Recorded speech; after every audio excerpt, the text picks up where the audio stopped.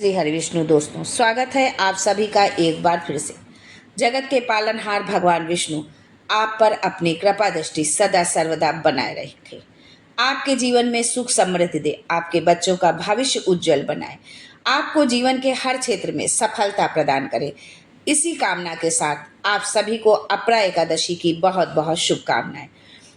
दोस्तों, ज्येष्ठ कृष्ण पक्ष की एकादशी को अपरा एकादशी कहते हैं। इस साल एकादशी 23 मई यानी को आज मनाई जा रही है। इस दिन व्रत रखने से कीर्ति बढ़ती है, लाभ होता है और धन बढ़ता है। भगवान विष्णु की पूजा चंदन, गंगा जल और कपूर से करनी चाहिए।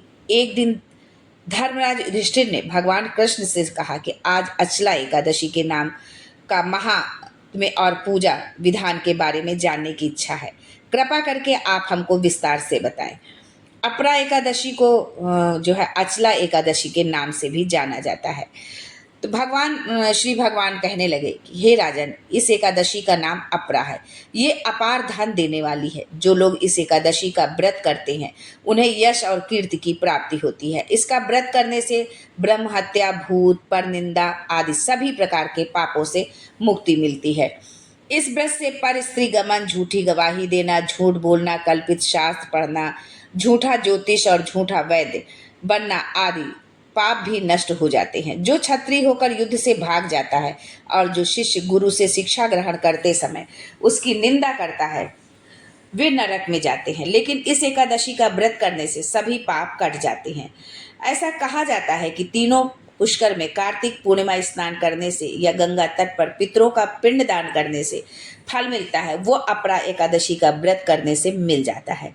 मकर के सूर्य में प्रयागराज के स्नान, शिवरात्रि व्रत में सिंहराज के गुरु में गोमती नदी में स्नान करने से, कुंभ में केदारनाथ या बद्रीनाथ की यात्रा करने और सूर्य ग्रहण में कुरुक्षेत्र के स्नान, स्वर्ण हाथी घोड़े दान करने या नौ प्रसूता गौदान करने से जो फल मिलता है वो अपरा एकादशी के व्रत से मिल जाता है।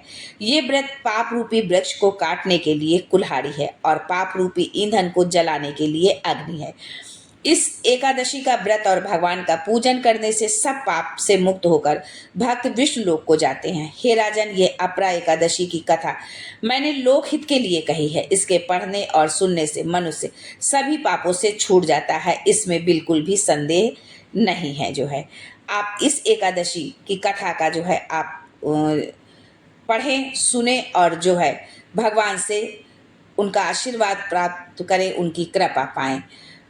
हम जानते हैं कि अपरा एकादशी के दिन हमें भगवान को किन चीज़ों का भोग लगाना चाहिए।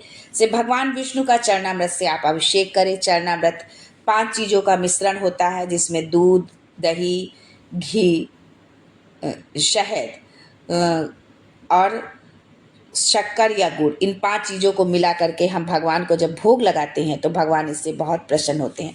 भगवान विष्णु को जो है खीर अत्यंत प्रिय है। आप जो है मेवे की बनी खीर का भोग लगाएं। जो है चावल एकादशी के दिन नहीं खाया जाता है, इसलिए चावल की खीर से थोड़ा परहेज रखें, ना बनाए। जो है आप मौसमी फल लगा सकते हैं। आप केले का भोग लगाएं, सेब, केला, अनार, जो भी फल मौसमी फल है आपको मिल जा रहा है वो भगवान को कोई ना कोई एक फल तो आप उनको भोग स्वरूप जरूर अर्पित करें भगवान को। जो है और जो भी आपके घर में है, जो भी आपके सामर्थ्य में है, वो सारी चीज़ें भगवान को अर्पित करते हुए जो है उनसे प्रार्थना करें कि ये तेरा ही दिया हुआ है और तुझको ही अर्पण है। जो है भगवान के भोग स्वरूप अर्पण करने के बाद उसे जो है आप प्रसाद रूप में सभी घर के सदस्यों को बांट दें। खुद भी उसका जो है आप खाएं उसको जो है और भगवान का आशीर्वाद प्राप्त करें।